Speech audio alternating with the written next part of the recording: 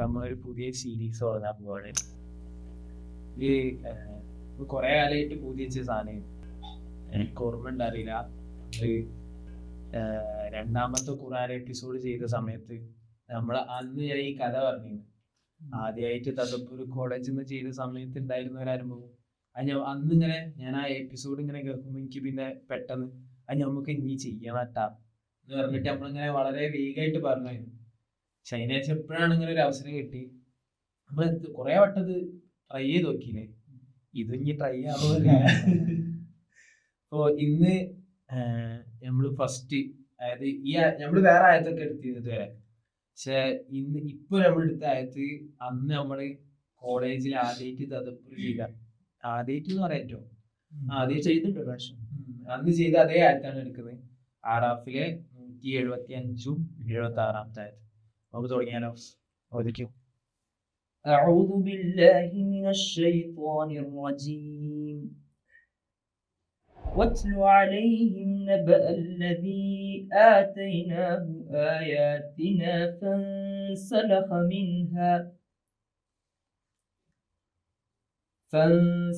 منها فأتبعه الشيطان فكان من الغاوين.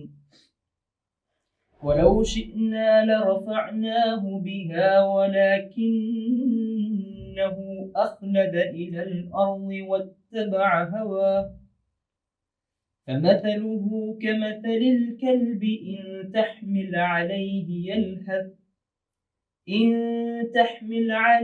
يلهث أو تتركه يلهث ذلك مثل القوم الذين كذبوا بآياتنا فاقصص القصص لعلهم يتفكرون. ഞാൻ ഈ ആയത്തിന്റെ ഒരു ജസ്റ്റ് കോണ്ടെക്സ്റ്റ്, അതായത് ഒരാളിത് കേൾക്കുമ്പോൾ അയാൾക്ക് ഒരു ഐഡിയ ഇല്ലെങ്കിൽ ഉള്ളൊരു കോണ്ടെക്സ്റ്റ് മാത്രം പറഞ്ഞിട്ട് പിന്നെ നമുക്ക് റിഫ്ലക്ഷനിലേക്ക് ഇങ്ങനെ പോവാം. ഈ ആയത്ത് ബേസിക്കലി രണ്ടായത്താണ്. അതായത് അള്ളാഹ് അങ്ങനെ ഒരാളുടെ ഒരു കൂട്ടരുടെ ഒരു ക്യാരക്ടറിസ്റ്റിക്സ് വെച്ചിട്ട് ഓരെങ്ങനെ പറയാണ്, എന്നിട്ട് അതിനുശേഷം അവരെ ഒരു ഉപമയിലൂടെ നമുക്ക് മനസ്സിലാക്കി തരാം. വത്ലു അലൈഹിം നബഅ അല്ലദീ ആതൈനാഹു ആയാതിനാ. അത് ഈ ആയത്ത് എടുക്കാന്ന് എനിക്ക് ഭയങ്കര പേഴ്സണലി ഭയങ്കര കണക്റ്റിംഗ് ഉള്ള, നമുക്കൊക്കെ കുറെ ഒരു അടി കിട്ടുന്ന ഒരു ആയത്താണ്. അതായത് അള്ളാന്റെ ദൃഷ്ടാന്തം കിട്ടി, അല്ലെങ്കിൽ നമുക്ക് ഇൽമ കിട്ടി. പണ്ഡിതന്മാര് പല നിലക്കും പറയുന്നുണ്ട്, ഇൽമ കിട്ടി, ദൃഷ്ടാന്തം കിട്ടി, എന്താണ് നമുക്ക് കിതാബ് ഖുർആനി ഒക്കെ കിട്ടി. അതിനുശേഷം ഫൻസലഖ മിൻഹാ ഫഅത്ബഅഹു ശൈത്താൻ, അതിനൊക്കെ കുതിരി മാറി. ഇത്രക്ക് ഇൽമ കിട്ടിയിട്ടും അതിനൊക്കെ മാറിയിട്ട് എന്താണ് ശൈത്താനെ പിന്തുടർന്ന് ജീവിക്കുന്ന ഒരു സിറ്റുവേഷൻ ഉണ്ടാവുന്ന ആളുകൾ. എന്നിട്ട് അതിനുശേഷം അവരല്ലാഹ് നായകളോട് ഇങ്ങനെ ഭൂമിക്കാണ്, ഫമസലുഹു കമസലിൽ കൽബ് ഇൻ തഹ്മിൽ അലൈഹി യൽഹസ് ഔ തത്റുകുഹു യൽഹസ്. ഒരു നായ്ക്കളെ പോലെയാണ്. നായ്ക്കളെന്താണ്, നമ്മൾ ആട്ടിയാലും നമ്മൾ ഓരെ വിളിച്ചാലും ഒരേ ഇതായിരിക്കും. നമ്മൾ കല്ലെടുത്തെറിഞ്ഞാലും ആ കല്ലൊരു ഫുഡാണോ എന്നുള്ള ആൾക്ക് ഭക്ഷണമാണോ ആൾക്ക് മണത്ത് നോക്കും. അങ്ങനെ നായ്ക്കളാണ്, നായ്ക്കളെ പോലെയാണ് എന്നിങ്ങനെ നമ്മൾ ഉപയോഗിച്ചിട്ട് നമ്മള് ചിന്തിക്കുക എന്ന് പറഞ്ഞിട്ട് നമുക്ക് വിട്ടെന്നൊക്കെയാണ്. ഇങ്ങനെ കുറെ അന്ന് നമ്മൾ ഫസ്റ്റ് ഇത് കേൾക്കുമ്പോ ഇങ്ങനെ എനിക്കിപ്പോ കുറെ ഡൗട്ട്സ് ഇങ്ങനെ അങ്ങനെ വന്നിരുന്നത്. ഇങ്ങനെ നായറ്റിപ്പ് ഇങ്ങനെ ഇത് ഉപയോഗിക്കുക, ഇൽമു കിട്ടിയിട്ട് പിന്നെ ഇത് മാറുക, നമ്മളെ കുറിച്ചായിരിക്കും ഇത് ഉദ്ദേശിച്ചിട്ടുണ്ടാവുക, അങ്ങനെ കുറെ സാധനങ്ങൾ ഇങ്ങനെ ഉണ്ട്. അപ്പൊ എനിക്ക് നിങ്ങളൊക്കെ ഒരു റിഫ്ലക്ഷൻസ് എങ്ങനെ ഫീൽ ചെയ്തെന്ന് ഇങ്ങനെ എനിക്കറിയണമെന്നില്ല. ഈ പറഞ്ഞോണ്ടെങ്കിൽ ബേസിക്കലി ഈ ആയത്തില് നമ്മൾ സാധാരണ ഒരു ഖുർആനത്തെ ഒരു ആയത്ത് എടുക്കുക, നമ്മൾ ഇതിന്റെ മുമ്പ് എടുത്ത ഒരുപാട് ആയത്തുകളുണ്ട്. ആ ആയത്തുകളൊക്കെ നമുക്ക് പെട്ടെന്ന് തന്നെ റിഫ്ലക്ഷൻ വരുന്ന രീതിയിലുള്ള ഒരു രീതിയിലാണ് അത് വന്നിരുന്നത്. പക്ഷെ ഈ ആയത്ത് വീണ്ടും വീണ്ടും വായിക്കേണ്ട അവസ്ഥ വരികയാണ്. ഓരോ വാക്കും എന്താണ് ഉദ്ദേശിച്ചത്, ഇതിന് കോണ്ടെക്സ്റ്റുകളുണ്ട്, ഇന്ന ആളിലേക്കാണ് സൂചിപ്പിക്കുന്നതെന്ന് ചില മുഫസ്സിരീങ്ങൾ പറയുന്നുണ്ട്. ഇത് ഓരോന്നും വായിക്കാതെ ഇത് കംപ്ലീറ്റ്ലി മനസ്സിലാക്കാൻ പറ്റുന്നില്ല. അപ്പൊ ഇതില് ഓരോ വാക്കും ആരിലേക്ക് പോകുന്നു, എന്തൊക്കെയാണ് ഉദ്ദേശിക്കുന്നത്, അതിൽ തന്നെ അഭിപ്രായ വ്യത്യാസങ്ങൾ, അങ്ങനെ പല രീതിയിൽ പല അർത്ഥങ്ങൾ കൊടുക്കുന്ന ഒരായത്ത്. അപ്പം കുറെ ഇരുന്ന് വായിച്ചപ്പോഴാണ് ഇതിന്റെ ഒരു കുറച്ചെങ്കിലും അർത്ഥം നമുക്ക് മനസ്സിലാക്കാൻ പറ്റുക, ഇതിന് നമുക്ക് റിഫ്ലക്ട് ചെയ്യാൻ പറ്റുന്നത്.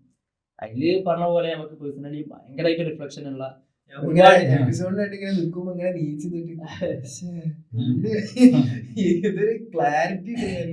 നമുക്ക് പേഴ്സണലി എല്ലാ കാര്യത്തിലും നമ്മൾ പഠിക്കുന്ന കാര്യത്തിലായിക്കോട്ടെ, നമ്മള് ദൈനംദിന ജീവിതത്തിൽ ചെയ്യുന്ന കാര്യങ്ങളായിക്കോട്ടെ, ഇതിലൊക്കെ ഒരുപാട് റിഫ്ലക്ഷൻസ്. നമ്മളൊക്കെ ജീവിതത്തിൽ ഒരുപാട് പ്രശ്നങ്ങൾ ഉണ്ടാവുമല്ലോ. ആ പ്രശ്നങ്ങളിലേക്കുള്ള സൊല്യൂഷൻ, ഒരുപാട് കാര്യങ്ങൾക്കുള്ള ഉത്തരം ഈ ആയത്തിൽ കിടക്കുന്നത് പോലെ എങ്ങനെ ഫീൽ ചെയ്യും. ഒരുപാട് കാര്യങ്ങൾ അതിൽ ഇതിലിപ്പോ ഒരു ആളിലേക്ക് ഇത് സൂചിപ്പിക്കുന്നുണ്ട് എന്ന് പറഞ്ഞല്ലോ. ഇപ്പൊ ഖുർആന്റെ ഓരോ ആയത്തുകളും ഓരോ ആളുകളിലേക്കോ അല്ലെങ്കിൽ അതിന് സബബ് ഉണ്ടാവും എന്ന് പറയാറുണ്ട്. അതുപോലെ ഈ ഒരു ആയത്തിനും ഒരു കോണ്ടക്സ്റ്റ് ഉണ്ട് എന്ന് പറയുന്നത്. അത് വ്യത്യസ്തമാണ്, പല ആളുകളും പല രീതിയിലാണ് പറയുന്നത്.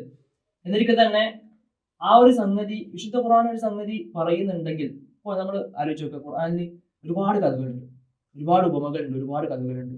പക്ഷെ പൂർണ്ണാർത്ഥത്തിൽ പറഞ്ഞ കഥ എന്ന് പറയുന്നത് യൂസുഫ് നബിന്റെ കഥ മാത്രം ഖുർആനിൽ. അപ്പൊ ബാക്കിയുള്ള കഥകളൊക്കെ ഇങ്ങനെ അവിടെയും ഇവിടെയും കുറച്ച് കുറച്ച് മാത്രമാണ് പറഞ്ഞിട്ടുള്ളത്. ഇപ്പൊ ഈ കാര്യമാണെങ്കിൽ പോലും ഇതിന്റെ ഒരു ചെറിയ ഭാഗമാണ് പറഞ്ഞിട്ടുള്ളത്. ബാക്കി ഡീറ്റെയിൽസ് ഇവിടെ ആരെ കുറിച്ചാണ് പറയുന്നത്, ആരെയാണ് ഈ ഭൂമിക്കുന്നത്, ആരെ കുറിച്ചാണ് ഇതിന്റെ അയാളുടെ പേരെന്താണ്, ഇതൊന്നും ഇതിലില്ല. അപ്പം ഖുർആന്റെ ഒരു സൗന്ദര്യം അതാണ്. അതെ, അത് മുഴുവൻ അതിന്റെ ഡീറ്റെയിൽസ് മൊത്തം അവിടെ പറയുന്നില്ല. ചില പണ്ഡിതന്മാരൊക്കെ പറയുന്നത് ഈ പറയാതിരിക്കുന്നതിനൊരു സൗന്ദര്യമുണ്ട്.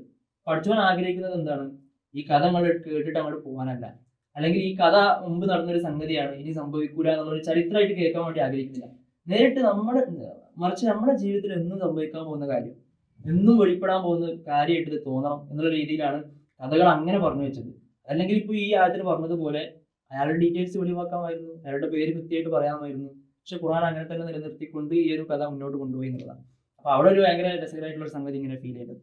അങ്ങനെ ഓരോ കഥയിലും ഇട്ടു ഈ ഒരു സംഭവം മാത്രമല്ല, ഖുർആൻ വളരെ കുറച്ച് ആളുകളുടെ പേര് മാത്രം എടുത്തു പറഞ്ഞിട്ട് ഇങ്ങനെ കളിയാക്കി അല്ലെങ്കിൽ എടുത്തു പറഞ്ഞിട്ട് ഉപമിച്ചിട്ടുള്ളൂ.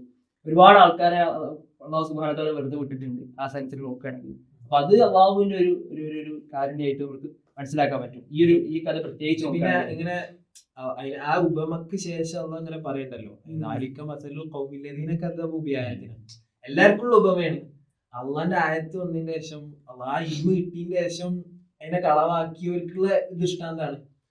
പറയുമ്പോ നമ്മള് തഫ്സീർ എടുത്ത് നോക്കുമ്പോ അതില് അങ്ങനെ കുറെ ആളുകളുടെ കഥകൾ ഇങ്ങനെ പറയും. എനിക്ക് ഇതില് പറയാനുള്ളത്, അതായത് നമ്മളിപ്പോ തദബ്ബുറാണല്ലോ, നമ്മള് തഫ്സീർ ചെയ്യലല്ലോ. അപ്പൊ ഇത് കേട്ടിട്ട് ഇവിടെ പോസ് ചെയ്തിട്ടോ അല്ലെങ്കിൽ എപ്പിസോഡ് കഴിഞ്ഞിട്ടൊക്കെ ആ കഥ വായിച്ചു കഴിഞ്ഞാൽ നല്ല രസം ഉണ്ടാവും. പല തഫ്സീറുകളിലും കഥ ഉണ്ട്. എത്ര പറയാൻ കാരണം എന്താ വെച്ചാല് അള്ളാഹ് ലാസ്റ്റ് ആ ആയത്ത് കഴിയുന്നത് ഫഖ്സുസിൽ ഖസസ ലഅല്ലഹും യതഫക്കറൂൻ, ഈ കഥ കൊണ്ട് നിങ്ങൾക്ക് ഈ തഫക്കുർ ഉണ്ടാവുക, ചിന്ത ഉണ്ടാവുക എന്നുള്ള. അപ്പൊ ആ കഥ പല തഫ്സീറിൽ കാണുന്ന കഥയും ഭയങ്കര ഇമ്പോർട്ടന്റ് ആണ്. എനിക്ക് ഇങ്ങനെ ഫീൽ ചെയ്ത് ഞാൻ കഥ കുറെ റിലേറ്റ് ചെയ്യാൻ പറ്റും. അതില് അല്ലദീ ആതൈനാഹു ആയാതിനാ എന്നല്ല, അപ്പം അത് വെച്ചാല് ഇൽമുള്ളതാണ്. അപ്പൊ ഞാൻ ഇങ്ങനെ ആലോചിച്ചു, ഇത് ആദ്യം ഇത് മനസ്സിലാക്കിയപ്പോൾ ആയത്ത് ഊതിയപ്പോൾ അർത്ഥമൊക്കെ നോക്കിയപ്പോൾ ഇൽമുള്ള മനുഷ്യന്മാര്, അപ്പൊ ഞാൻ ആദ്യം കേട്ട് പണ്ഡിതന്മാരായിരിക്കും. അപ്പൊ ഞാൻ പിന്നെ 2-3 ആയത്തിന്റെ അർത്ഥവും ഇതൊക്കെ പല ഇതിലും നോക്കിയിരുന്നു. അപ്പൊ ഞാൻ ഇത് എന്നോട് കൂടി പറയുന്നതാണ്. അപ്പൊ എനക്കത്ര ഇൽമില്ല. അപ്പൊ ഞാൻ വെച്ചാൽ ഇത് എല്ലാവരോടും കൂടിയാ. അപ്പം ദീന് കിട്ടിയിട്ടുള്ള അല്ലെങ്കിൽ അള്ളാന്റെ ഈമാൻ കിട്ടിയിട്ടുള്ള അള്ളാഹുവിലുള്ള വിശ്വാസം അല്ലെങ്കിൽ അതിനെ പറ്റി ഇൽമു കിട്ടിയിട്ട് ഏതൊരു മനുഷ്യനും ഇത് പറ്റിയിട്ടായിട്ട് പറയുന്നത്. അപ്പൊ വലിയ പണ്ഡിതന്മാർ ഒരുപാട് ഇൽമു കിട്ടിയിട്ടുള്ള മനുഷ്യന്മാരെ കുറിച്ചോ അല്ലെങ്കിൽ കുറച്ചൊക്കെ പഠിച്ച് ദീനി മദാരിസ് പഠിച്ച ആളുകളോട് മാത്രമല്ല, സാധാരണ ജനം. ഇപ്പൊ നമ്മള് ഖുതുബക്ക് പോകുന്നുണ്ട്, അല്ലെങ്കിൽ ഖുതുബ കേൾക്കാൻ പോകുന്നുണ്ട്. ഖുതുബകൾക്ക് നമുക്ക് ഇൽമു കിട്ടുന്നുണ്ട്, പഠിച്ചവനെ പറ്റിയിട്ട് ഇൽമു കിട്ടുന്നുണ്ട്, ഖുർആനെ പറ്റിയിട്ട് ഇൽമു കിട്ടുന്നുണ്ട്, ഹദീസിനെ പറ്റി ഇൽമു കിട്ടുന്നുണ്ട്. അപ്പൊ ഇത് അവിടെ ഇൽമു കിട്ടുന്നുണ്ട്. അവരും എല്ലാവരും കൂടിയാണ് ഉദ്ദേശിച്ചത്. ഏത് ആർക്കും ഒഴിഞ്ഞു മാറാന് ഇതിന് കഴിയില്ല. അപ്പൊ എന്നോടും നിങ്ങളോടൊക്കെ കൂടി പറയാം. അപ്പൊ നമ്മള് വലിയ ഇൽമു പണ്ഡിതന്മാരൊന്നും അല്ല. നമ്മളെ കുറിച്ച് നമ്മളെ ഓരോ വ്യക്തികളെ കുറിച്ചും നമ്മളെ കണക്ട് ചെയ്യുന്നുണ്ട്. ഞാൻ ആദ്യമായിട്ട് മനസ്സിലായത് നമുക്ക് എനിക്ക് അത്ര അറിവൊന്നുമില്ല, അല്ല ഇതിലിപ്പോ ഈ ഒരു ആയത്തിൽ ഈ കഥ വെച്ച് നോക്കുകയാണെങ്കിൽ ഇയാളൊരു ഭയങ്കര അറിവുള്ളൊരു വ്യക്തിയായിരുന്നു. കഥ പറയുന്നിടത്ത് പറയുമ്പോൾ അപ്പൊ അങ്ങനെ നോക്കുമ്പോൾ അറിവുള്ള ആളുകളെ മാത്രമാണ് സൂചിപ്പിക്കുന്നത്. അങ്ങനെയല്ല, ഈ ആയത്തിന്റെ ഒരു മൊത്തം എടുത്ത് നോക്കുക. വത്ലു അലൈഹിം നബഅല്ലദി ആതൈനാഹു ആയാതിന ഫൻസലഖ മിൻഹ എന്ന് പറയുന്നുണ്ട്. അപ്പൊ ഫൻസലഖ എന്നുള്ള വാക്കെടുക്കുക. ഉദാഹരണത്തിന് ആ വാക്കെടുത്തിട്ട് ഫൻസലഖ മിൻഹ എന്ന് പറഞ്ഞാൽ അതിൽ നിന്ന് ഊരിപ്പോകുന്നതായിട്ടാണ് നമ്മൾ ഖുർആൻ സൂചിപ്പിക്കുന്നത്. ഊരിപ്പോകുന്ന പറഞ്ഞപ്പോൾ നമ്മളെ തൊലിയിൽ നിന്ന് മൃഗങ്ങൾ ഊരിപ്പോകുന്ന രീതി ഉണ്ടല്ലോ. അപ്പം പാമ്പൊക്കെ ആണെങ്കിൽ തൊലി ഉരിച്ചു എന്നുള്ള പദം മാനിയിലെ അറബി ഡിക്ഷണറിയിൽ എടുത്ത് നോക്കുമ്പോ അതിന്റെ ഒരു പ്രാവർത്തിക അർത്ഥം പോലെ എക്സാമ്പിൾ ആയിട്ട് കാണിക്കുമ്പോ ഇൻസലഹത്തിൽ അതിന്റെ തൊലി ഇങ്ങനെ ഒഴിഞ്ഞു പോണ ആ ഉദാഹരണം തൊലി ഉരിക്കുന്ന ഒരു എക്സാമ്പിൾ എടുത്ത് നോക്കുക. അപ്പൊ ഒരു ജീവിന്റെ മേലിൽ നിന്ന് ആ തൊലി ഉരിക്കാൻ ഭയങ്കര പണിയാണ്. അപ്പൊ നമ്മളെ ശരീരത്തിൽ നിന്ന് തൊലി ഉരിക്കുക, തൊലി എടുത്ത് കളയാന്ന് പറഞ്ഞാൽ ഭയങ്കര പണിയല്ലേ. അപ്പൊ ഫൻസലഹ മിൻഹ എന്ന് പറയുന്നത് മനുഷ്യൻ എന്താ ചെയ്യുന്നത് ബേസിക്കലി അവിടെ ആ തൊലി ഉരിക്കുന്നത് പോലെ അള്ളാഹുവിന്റെ ആയത്തുകൾ ഇങ്ങനെ ജീവിതത്തിൽ എടുത്തു മാറ്റാൻ ശ്രമിക്കുകയാണ്. അപ്പൊ അതൊരു പണ്ഡിതന് മാത്രമാണോ? അല്ല, ബേസിക്കലി എല്ലാവരും അങ്ങനെ ചെയ്യുന്നുണ്ടാവില്ലേ. ഞാനും നിങ്ങളൊക്കെ നമ്മുടെ ജീവിതത്തിൽ വന്ന അള്ളാഹുവിന്റെ ദൃഷ്ടാന്തങ്ങൾ, നമുക്ക് വന്ന എല്ലാ കാര്യങ്ങളും എടുത്തു, നമ്മുടെ ചുറ്റുമുള്ള ചെറിയ ചെറിയ കാര്യങ്ങൾ പണ്ഡിതന്മാരിങ്ങനെ എക്സാമ്പിൾ ആയിട്ട് പറയുന്നത് ആ വെള്ളം അള്ളാഹുവിന്റെ ദൃഷ്ടാന്തമാണ്. നമ്മുടെ മുമ്പിലുള്ള ഓരോ ചെറിയ ചെറിയ കാര്യങ്ങളും ദൃഷ്ടാന്തങ്ങളാണ്. അപ്പൊ അതിനെ നമ്മൾ അവഗണിക്കുന്നത് എങ്ങനെയാണ്? ഈ തൊലി ഇങ്ങനെ ഉരിക്കുക എന്ന് പറഞ്ഞാൽ ഭയങ്കര പണിയാണ്. ആ പണി നമ്മൾ ഇങ്ങനെ ചെയ്യുന്നതായിട്ടാണ് ഇതിൽ കാണിക്കുന്നത് പറയുന്നുണ്ട്. അപ്പൊ ആ വാക്ക് അങ്ങനെ സൂചിപ്പിക്കുന്നത് ഇങ്ങനെ നല്ല രസകരമായിട്ട് പറയുന്നുണ്ട്. അപ്പോൾ ആ പണി നമ്മൾ എടുത്തുകൊണ്ടിരിക്കുകയാണ്. അത് ആ പണ്ഡിതന്മാർ മാത്രമല്ല, നമ്മളും എടുക്കുന്നുണ്ട്. മനസ്സിലഹ മിൻഹ എന്ന് പറയുമ്പോൾ നമ്മൾ അതിൽ ഉൾപ്പെടുന്നു. ആ ഉരിക്കുന്ന പണി നമ്മൾ ചെയ്യുന്നത് പറയുന്നത് കഴിഞ്ഞിട്ട് മനസ്സിലഹ മിൻഹ ഈ ഉരിഞ്ഞു കഴിഞ്ഞതിന് ശേഷം പിന്നെ അതായത് അള്ളാഹ് നമുക്ക് ഇങ്ങനെ കുറെ ഇരിയുമ്പോ നമ്മളൊരു ഇതിൽ ആലോചിച്ച് കിട്ടാ ചിലപ്പോ ഇതില് ഖുറാന് പല നിലക്കും പല ആളുകൾക്കും അള്ളാഹ് ഹിദായത്ത് നൽകുന്ന പല സിറ്റുവേഷൻസ് ഉണ്ടാവും. അങ്ങനെ അമ്മ ഇങ്ങനെ പൊതിഞ്ഞ് വെച്ചേക്കാണ്. എന്നിട്ട് അതിനിങ്ങനെ ഫൻസലഹ ഇങ്ങനെ അതായത് ഇപ്പൊ ഈ പാമ്പൊക്കെ തൊലി ഉരിക്കണമെങ്കിൽ എന്തെങ്കിലുമൊക്കെ ഒരു മുള്ളിലൊക്കെ പോയി അങ്ങനെയാണല്ലോ തൊലി ഉരിച്ച് കളയും. ഫൻസലഹ മിൻഹ. പിന്നെ അത് കഴിഞ്ഞിട്ടുള്ള നെക്സ്റ്റ് സ്റ്റെപ്പ് എന്താ? ഷെയ്ത്താൻ. പിന്നെ ഷെയ്ത്താനെ പിന്തുടരുന്നു. ഫകാന മിനൽ ഗാവിൻ. പിന്നെന്ത് ആ മൊത്തത്തിലാണ്ട് പോയി, മൂപ്പിന് കഴിഞ്ഞു പോയി. അലോ ശിനാ ലറഫഅനാഹു ബിഹാ. അള്ളാഹ് വിചാരിച്ചിരുന്നെങ്കിൽ ഓനെ ഉയർത്താമായിരുന്നു. ഇതെനിക്ക് ഭയങ്കര രസമായിരുന്നു. അത് എനിക്ക് അറിയില്ല കേട്ടോ, ഇതിന്റെ നമ്മളൊരു റിഫ്ലക്ഷൻ ആണല്ലോ. അപ്പോ വലൗ ശിനാ ലറഫഅനാഹു ബിഹാ, ഞാൻ വിചാരിച്ചിരുന്നെങ്കിൽ നമുക്ക് ഓനെ ഉയർത്തായിരുന്നു. പക്ഷെ വലാകിന്നഹു അഖ്ലദ ഇലൽ അർദ്, ഭൂമിയിലേക്ക് ഇങ്ങനെ പിടിച്ചു നിൽക്കുക. അപ്പൊ ഇങ്ങനെ അതായത് വിഷ്വലി അതങ്ങനെ ആലോചിച്ച് നോക്കി എങ്ങനെ ഇരിക്കും ഭൂമിയിലേക്ക്. എനിക്ക് വിഷ്വലി ഗ്ലോബ് ആയിരുന്നു ഇങ്ങനെ അള്ളാഹ് ഉയർത്താമായിരുന്നു. അതായത് ഉയർത്തുക എന്നുള്ള അല്ലെ ദുനിയവി ആയിട്ടുള്ള കാര്യങ്ങളിൽ നിന്നൊക്കെ പഠിച്ചവരെ ഉയർത്തായിരുന്നു. നമ്മളെ ഹവ ഇച്ഛ ഒക്കെ ഉയർത്തിയിരുന്നു. പക്ഷെ നമ്മളൊക്കെ അങ്ങനെ ചിന്ത അങ്ങനെ ഒരു ആഫ്റ്റർ ലൈഫ് അല്ലെങ്കിൽ ആഖിറത്ത് അല്ലെങ്കിൽ ഈ ഇപ്പത്തെ ദുനിയവിയായിട്ടുള്ള ഹവകളൊക്കെ അതിനൊക്കെ നമ്മളിങ്ങനെ ചിന്ത ഇങ്ങനെ പോകുമ്പോഴേക്കും പെട്ടെന്ന് ഇങ്ങനെ കത്തുക, ഇങ്ങനെ നമ്മുടെ ഉള്ളിലേക്ക് ഇങ്ങനെ പോകാൻ, ആ ഹവയെ പിന്തുടരാൻ ഇങ്ങനെ ആ ഒരു ഏജ് ഇങ്ങനെ ഉള്ളിലുണ്ടാവും. ഒരു എന്താ പറയാ അനിമിറ്റി മൃഗീയമായ ഇതെന്ന് പറയാൻ കഴിയും അറിയില്ല. അപ്പൊ ഇങ്ങനെ അതിലേക്ക് ഇങ്ങനെ പിടിച്ചു വെക്കും. അഖിലത ഇല്ലല്ലാറുത്. അപ്പൊ എനിക്ക് ആ വിഷ്വലിയാണ് ഞാൻ അങ്ങനെ വല്ല വിഷയം അങ്ങനെ ഞാൻ ഇങ്ങനെ ഇപ്പൊ തദബ്ബുർ ചെയ്യാറുമ്പോ തഫ്സീർ വായിക്കാന്നുള്ളതിലൊക്കെ അപ്പൊ നമ്മള് ചെയ്യുന്നത് ഇങ്ങനെ ഇത് കേട്ടോണ്ട് അങ്ങനെ ആലോചിച്ചോണ്ടിരിക്കുക. ഇതെങ്ങനെ ഇരിക്കും ബേസിക്കലി ഫുൾ ക്വസ്റ്റ്യൻസ് ആ. കുറെ ക്വസ്റ്റ്യൻ എന്തുകൊണ്ടിരിക്കും അങ്ങനെ, എന്തുകൊണ്ടിരിക്കും ഇങ്ങനെ. നേരെ തിരിച്ചാലോചിച്ചാല് എന്നിട്ട് പറഞ്ഞ ഷെയ്ത്താന്നാണല്ലോ പറയുന്നത്. നമ്മള് ഷെയ്ത്താൻ നമ്മളെ പിന്തുടരുന്നു. ഷെയ്ത്താൻ പിന്തുടരാണ്ടിരിക്കാൻ നമ്മൾ എന്ത് ചെയ്യണ്ടേ? നമ്മളെ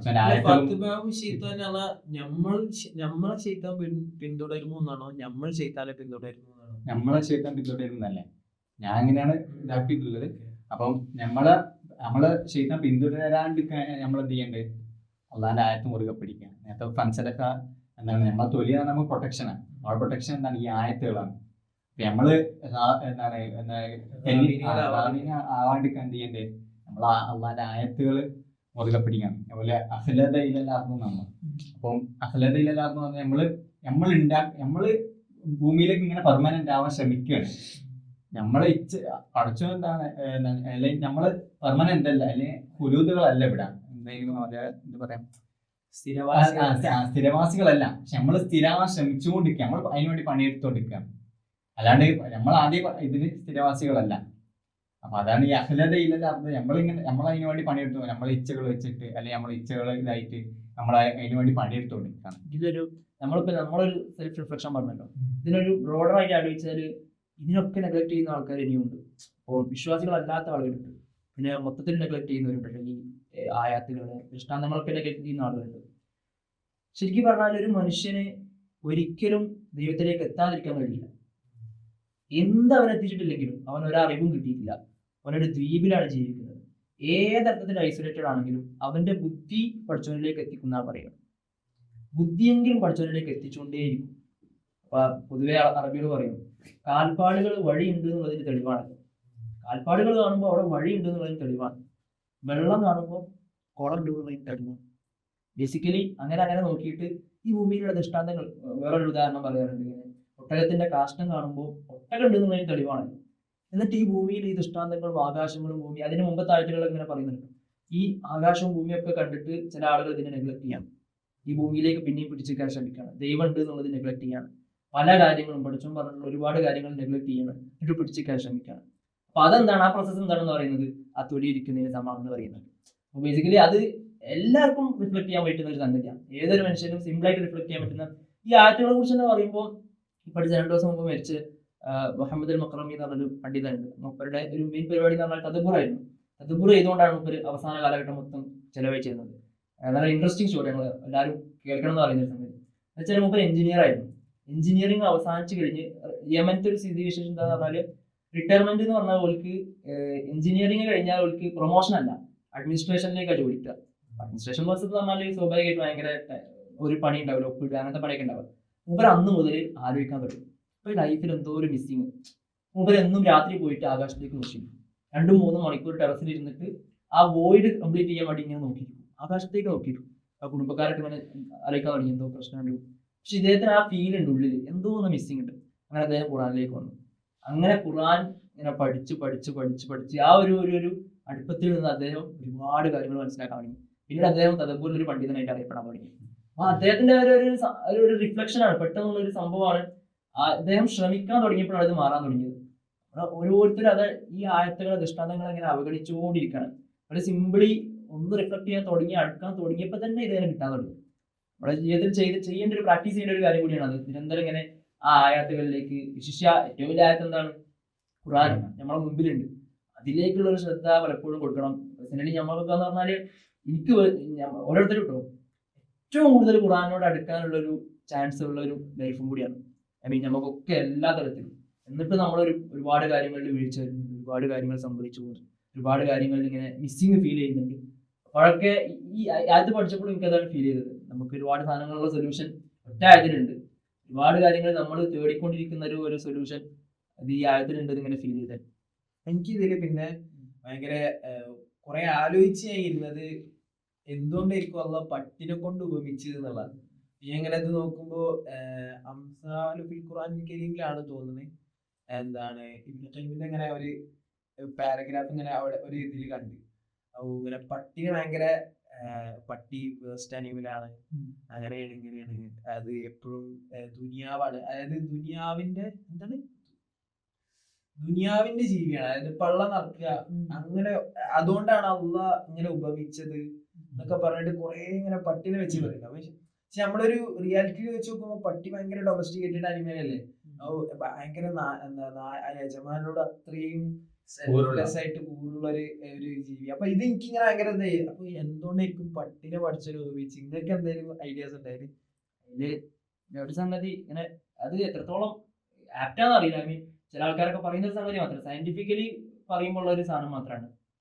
ഇപ്പോ മനുഷ്യനെ സംബന്ധിച്ചിടത്തോളം മനുഷ്യന്റെ ആ എക്സ്പോസ്നെസ് എപ്പോഴെങ്കിലും ക്ഷീണിക്കുമ്പോൾ അത് റിലീസ് ചെയ്യാൻ വേണ്ടി വേർപ്പുണ്ട് എന്ന് പറയാം, വേർപ്പിന്റെ ഗ്രന്ഥികളുണ്ട് എന്ന് പറയാം. സയന്റിഫിക്കലി നമുക്ക് അങ്ങനെയാണല്ലോ, നമ്മളെന്തെങ്കിലും വേർക്കുക അല്ലെങ്കിൽ നമ്മളെന്തെങ്കിലും പണിയെടുത്ത് ക്ഷീണിക്കുകയൊക്കെ ചെയ്താൽ നമുക്ക് അത് റിലീസ് ചെയ്യാനുള്ള സെറ്റപ്പ് നമുക്ക് ഉണ്ട്. പട്ടികളെ സംബന്ധിച്ചിടത്തോളം ആ ഒരു ഗ്ലാൻസ് ഇല്ല, അല്ലെങ്കിൽ കുറവാണെന്നാണ് പറയുന്നത്.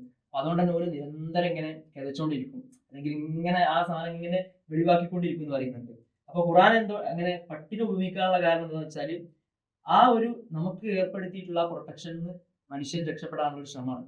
അല്ലെങ്കിൽ ഇത് ഇങ്ങനെ സംഭവിക്കുന്നതോടുകൂടി ഉണ്ടാകുന്ന എന്താണ്, ഈ പ്രൊട്ടക്റ്റീവ് സ്കിന്ന് നമുക്ക് അള്ളാഹു സജ്ജീകരിച്ചിട്ടുള്ള ഈ ഒരു ഗ്രന്ഥി, നമ്മൾ വിശ്വസിക്കുന്ന ഗ്രന്ഥി ഉണ്ടല്ലോ, സ്വെറ്റ് പുറത്തെടുക്കാനുള്ള ഗ്രന്ഥി നമുക്കുണ്ട്, അതൊരു പ്രൊട്ടക്ഷൻ ആയിട്ട് അള്ളാഹു വെച്ചതാണ്. ഈ സംഭവം ഇല്ലാതാവുന്നതോട് കൂടിയിട്ട് നമ്മൾ പട്ടിയെ പോലെ ആവും എന്ന് പറയാണ്. പട്ടിക്ക് ഈ ഗ്രന്ഥി ഇല്ല. അപ്പൊ അങ്ങനെയാണ് ഇത് ഉപമിക്കുന്നതെന്ന് സയന്റിഫിക്കലി പ്രൂവ് ചെയ്യാൻ ശ്രമിക്കുന്നത്. പക്ഷെ അത് നമ്മള് സയന്റിഫിക്കലി ഉദ്ദേശിച്ചിട്ടായിരിക്കില്ല അല്ലാഹു സുബ്ഹാനഹു വ തആല ഉപമ വെച്ചിട്ടുണ്ടാവുക. ഈ ഒരു സാധനം ഇങ്ങനെ കണ്ടപ്പോ ഇങ്ങനെ പറയണം തോന്നിയത്.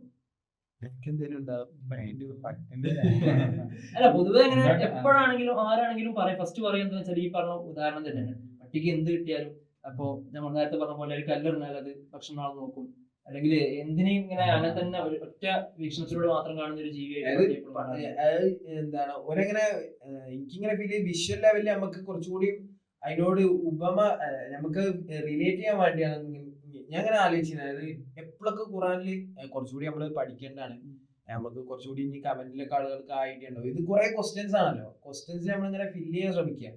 ഈ എന്തുകൊണ്ടായിരിക്കും ഖുറാനിൽ ഈ തേനീച്ചന വരുന്നുണ്ട്, എന്താണ് ചിലന്തി വരുന്നുണ്ട്, പിന്നെ ഔഹനൽ ബുയൂത്തിലെ ബൈത്തുൽ അൻകബൂത്ത് എന്ന് പറയുന്നുണ്ട്. അത് ഏറ്റവും എന്താ ഈ പറയാ, ദുർബലമായ വീട് അൻകബൂത്തിന്റെയാണ്, ചിലന്തിയുടെയാണ്. പക്ഷെ ഞമ്മക്കാണല്ലോ, നമ്മുടെ സെൻസ് പോയിന്റ് ഓഫ് വ്യൂലാണല്ലോ ഏറ്റവും ദുർബലമായ വീട്. ഓർക്ക് അത് ഓരുടെ കറക്റ്റ് ഓരുടെ ഇതാണല്ലോ, അവരുടെ ജീവിത രീതി അതാണല്ലോ. എന്തുകൊണ്ടായിരിക്കും ഇത് പറഞ്ഞത്? അപ്പൊ അതായത് അപ്പൊ എനിക്കിങ്ങനെ ഫീൽ ചെയ്യാം, അല്ല ഒന്നിനെ കുറച്ച് കാണിക്കാനല്ല, ഒരു മൃഗത്തെ കുറച്ച് കാണിക്കല്ല, അത് അവരുടെ ലൈഫ് അങ്ങനെയാണ് ഉള്ളത്, ക്രമീകരിക്കപ്പെട്ടത്. നമ്മൾ ആ ലെവലിലേക്ക് നമുക്കതെന്താവും, മൃഗീയായിരിക്കും, നമ്മൾ ആ ലെവലിലേക്ക് താന്നു പോയിരിക്കും ഉണ്ടാവുക. നമ്മളല്ല ചിട്ടപ്പെടുത്തി ആ ലൈഫിൽ നിന്ന് മാറുമ്പോ, അപ്പൊ അങ്ങനെ ഈ മൃഗങ്ങളായിട്ട് ഉപമിക്കുമ്പോ അതാണ് അതിന്റെ ഒരു അണ്ടർസ്റ്റാൻഡിങ് എനിക്ക് ഇങ്ങനെ ഫീൽ ചെയ്യാം. വേറെ ഉണ്ടാവോ എനിക്കറിയില്ല. ഇത് എനിക്കിങ്ങനെ ഉണ്ടായിരുന്നു. അതായത് ഖുറാനിലെ ഈ ആയത്ത് മാത്രം എടുക്കുമ്പോഴാണ് നമുക്ക് ഇങ്ങനെ പട്ടി ഇങ്ങനെ അള്ളാഹ് ഇതാക്കിയിട്ടുണ്ടോ എന്നൊക്കെ ഇങ്ങനെ നമുക്ക് ഫീൽ ചെയ്യാം. പക്ഷെ ഖുറാനിൽ 3 സ്ഥലത്താണ് പട്ടിനെ പഠിച്ചോ പറഞ്ഞിട്ടുള്ളത്. ഒന്ന് കഹ്ഫിലാണ്, അവിടെ എന്താ അവർക്ക് യജമാനോട് അത്രയും ലോയൽ ആയിട്ടുള്ള ഒരു പട്ടിയാണ്, അവർക്ക് കാവൽ നിൽക്കുന്ന പട്ടിയാണ്. പിന്നെ ഒന്നുള്ളത് അനാമിലോ മൈദയിലാണ്, എന്താണ് പട്ടിനെ, അതായത് യജമാനൻ ബിസ്മി ചൊല്ലി വിടുന്ന പട്ടി വന്ന് കടിച്ചു കൊണ്ടുന്നത് സാധനം മൈദയില് എന്താണ് അവർക്ക് ഹലാലാണ്. അപ്പോ ഇങ്ങനെയുള്ള ഒരു പട്ടിയും പിന്നെ വേറൊരു വേർഷനാണ്, മൂന്നാമത്തെ ഒരു വേർഷനാണ് നമുക്ക് അടുത്ത ഇതിൽ കാണിച്ചിരുന്നത് ആയത്തിന്. എന്താണ് അത് സംഗതി എനിക്ക് ചെറുതായിട്ട് ഇങ്ങനെ ഇത് സെൽഫ് റിഫ്ലക്ഷൻ കൂടിയായിട്ടാണ്. നമുക്ക് ബേസിക്കലി അതാണ് മെയിൻ ആയിട്ട് ഇതിൽ വരുന്നൊരു സംഗതി. അപ്പോൾ നമുക്ക് എപ്പോഴുള്ള ഒരു ഫീൽ ഉണ്ടാവും, അപ്പോൾ നമ്മൾ എന്തെങ്കിലും ഒരു തെറ്റ് സംഭവിച്ചു അല്ലെങ്കിൽ ഒരു മിസ്റ്റേക്ക് സംഭവിച്ചു എന്ന് വിചാരിക്കാം. നമ്മളെ ഫസ്റ്റ് സംഭവം എങ്ങോട്ടാ പോകുന്ന വെച്ചാൽ അത് ശൈത്താനെ പോലെ ചെയ്യിപ്പിക്കാം. നമ്മളതിൽ നിന്ന് രക്ഷപ്പെടാനുള്ള ഒരു ശ്രമം ഉണ്ടാവും. എല്ലാവർക്കും ഉണ്ടാവുന്ന സംഗതിയായിരിക്കും. നമ്മളൊക്കെ ഒരു തെറ്റ്, ചെറിയ ചെറിയ തെറ്റുകളായിരിക്കും, ചിലപ്പോൾ വലിയ തെറ്റ്, എന്ത് സംഭവിച്ചാലും നമ്മൾ ആദ്യം വിചാരിക്കുക, ആദ്യം നമ്മൾ അതിൽ രക്ഷപ്പെടാൻ വേണ്ടിയുള്ള ശ്രമം എങ്ങനെയായിരിക്കും, ശൈത്താനെ പോലെ ചെയ്യിപ്പിച്ച്. ഈ ആയത്ത് വായിക്കുമ്പോൾ എനിക്ക് തോന്നിയൊരു സംഗതി എന്താ വെച്ചാൽ, പണ്ഡിതന്മാർ പറയുന്ന കൂടിയാണ്, എനിക്ക് തോന്നിയത് മാത്രമല്ല, ഒരിക്കലും ഒരു മനുഷ്യനെ ശൈത്താൻ തെറ്റ് ചെയ്യിപ്പിക്കൂല. നമ്മൾ അതിൽ നിന്ന് ഇങ്ങനെ മാറി തെറ്റ് ചെയ്യാൻ ഇങ്ങനെ നിൽക്കുമ്പോഴാണ് ശൈത്താൻ നമ്മളെ കൂടെ കൂടുക. എന്ന് വെച്ചാൽ ശൈത്താൻ അല്ല നമ്മളെ തെറ്റ് ചെയ്യിപ്പിക്കുന്നത്, നമ്മൾ തന്നെയാണ് അതിന് കാരണം. നമ്മൾ കാരണമല്ലാതെ ശൈത്താൻ നമ്മളെ കൊണ്ട് അത് ചെയ്യിപ്പിക്കില്ല, അല്ലെങ്കിൽ നമ്മൾ കാരണം കൊണ്ട് മാത്രമാണ് അത് നടക്കുന്നത്. അതുകൊണ്ട് നമ്മൾ ശൈത്താനെ കുറ്റം പറഞ്ഞിട്ട് കാര്യമില്ല, നമ്മൾ ചെയ്യുന്നു, അതിന്റെ ഭാഗമായി ശൈത്താൻ നമ്മളെ കൂടെ കൂടുന്നു, നമ്മളെ മോട്ടിവേറ്റ് ചെയ്യുന്നത് ശരിയാണ്. അതിന്റെ ക്രോണോളജി അപ്പൊ അത് ഭയങ്കര പ്രധാനമായിട്ട് നമുക്ക് ഓരോരുത്തർക്കും എല്ലാവർക്കും ഉള്ള ഒരു പ്രശ്നമായിരിക്കും. ഡെയിലി ലൈഫിലൊക്കെ എന്തെങ്കിലും സംഭവിക്കുമ്പോൾ പെട്ടെന്ന് വേറെ ആളെ കുറ്റം പറയാം, അല്ലെങ്കിൽ വേറെ ആരിലേക്കെങ്കിലും ചാർത്തി രക്ഷപ്പെടാൻ ശ്രമിക്കാം. അപ്പൊ നമുക്കും ഉണ്ടാവും ആ സംഭവം സംഭവിച്ചു, അതെ, എക്സ്ക്യൂസ് കണ്ടെത്തുക. അപ്പോൾ നമ്മുടെ പ്രശ്നങ്ങൾക്ക് കാരണം നമ്മൾ തന്നെയാണ് എന്നുള്ളൊരു കൃത്യമായ ബോധ്യം ഉണ്ടാവുക. തിരുത്താനുള്ള ശ്രമം ഉണ്ടാവുക, തിരുത്താനുള്ള ബോധ്യമാണ് എപ്പോഴും ഉണ്ടാവേണ്ടത്. നമ്മൾ ചെയ്തു അല്ലെങ്കിൽ ചെയ്തു കഴിഞ്ഞു അത് കുറ്റം പറഞ്ഞ നടക്കുക, അതല്ല. അതിനപ്പുറത്തേക്ക് തിരുത്താനുള്ള ഒരു ശ്രമം, അതിന് കൃത്യമായിട്ടുള്ള റൂട്ട് മാപ്പ് പഠിച്ചോ സജ്ജീകരിച്ചിട്ടുണ്ട്.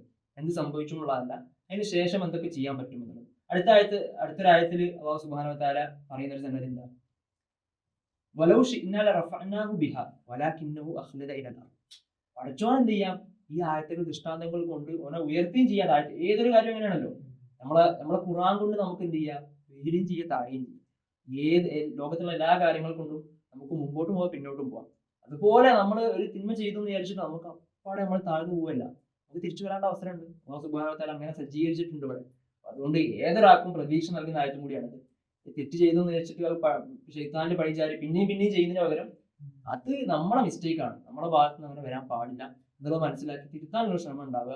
പേഴ്സണലി എനിക്കും ഭയങ്കര ചെറിയ ചെറിയ കാര്യങ്ങൾ പറ്റുമ്പോൾ പോലും നമുക്ക് ഫീൽ ചെയ്യില്ല. അപ്പൊ അങ്ങനെയുള്ള ഒരു ഇതിലൊരു ഹെൽപ്ഫുൾ ആയിട്ടുള്ള ഒരു സംഗതിയാണ് ഇതെന്ന് മനസ്സിലാകുന്നുണ്ട്. ചില പണ്ഡിതന്മാർ പറയുന്ന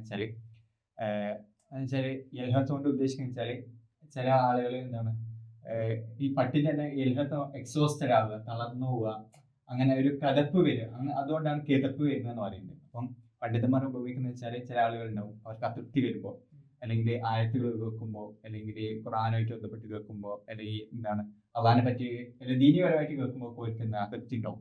അപ്പൊ അങ്ങനെ അവരെ വീട്ടിൽ നിന്ന് എന്താണ് പോവും.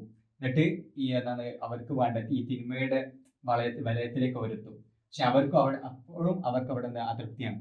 അവരിങ്ങനെ എവിടെ പോയാലും അവർക്ക് എന്താണ് അതൃപ്തി ആയിക്കൊണ്ടേയിരിക്കും. അവർക്ക് ഒരു സമാധാനം കിട്ടൂല. നമ്മളെ ലൈഫിലേക്ക് ഞാനിങ്ങനെ അതിങ്ങനെ പറഞ്ഞ് ഇതായപ്പോൾ ഞാൻ ഇങ്ങനെ എന്നെ പറ്റി ഇങ്ങനെ ആലോചിച്ചു. അപ്പൊ നമ്മള് ഈമാൻ കുറഞ്ഞിരിക്കുന്ന സമയത്തൊക്കെ നമ്മൾ എന്തെങ്കിലും പ്രസംഗം കേൾക്കുമ്പോൾ അല്ലെങ്കിൽ ഖുറാന്റെ ആയിട്ട് ബന്ധപ്പെട്ട് കേൾക്കുമ്പോൾ നമ്മൾക്ക് ഇത് കേൾക്കണ്ട, ഇപ്പം കേൾക്കണം, പിന്നെ കേൾക്കാന്നുള്ള ഒരു മാറ്റാനുള്ള ഒരു ടെൻഡൻസി ഉണ്ടാവില്ല. അല്ലെങ്കിൽ ഒന്നും വേണ്ട, നമ്മളെ റീൽ ഖുറാനോ അല്ലെങ്കിൽ എന്തെങ്കിലും പ്രസംഗം കാണുമ്പോൾ നമ്മളെന്താ വേഗം സ്ക്രോൾ ചെയ്തു പോകും. നമുക്ക് എന്താ അവിടെ നിന്ന് ഒരു അതൃപ്തി ഉണ്ടാവുകയാണ്. നമ്മൾ എത്ര ഇതാക്കിയാലും നമുക്ക് ഇടയ്ക്ക് അതൃപ്തി ഉണ്ടാവില്ല, അല്ലെങ്കിൽ ഒരു സമാധാനം ഉണ്ടാവില്ല. നമുക്ക് സമാധാനം ഇതൊക്കെ ഉണ്ടാവണമെങ്കിൽ എപ്പോഴാണ് എന്താണ് ആയത്തുകളെ മുറുകെ പിടിച്ചാൽ മാത്രമാണ്. അപ്പൊ എന്താണ് നമുക്ക് എപ്പോഴും സമാധാനവും അല്ലെങ്കിൽ എപ്പോഴും സന്തോഷം ഇതൊക്കെ കിട്ടണേ ഇതിലേക്ക് മടങ്ങി വന്നിട്ടേ കാര്യമുള്ളൂ എന്നുള്ളതാണ്. ഇങ്ങനെ വാരി ഉണ്ടാക്കണം.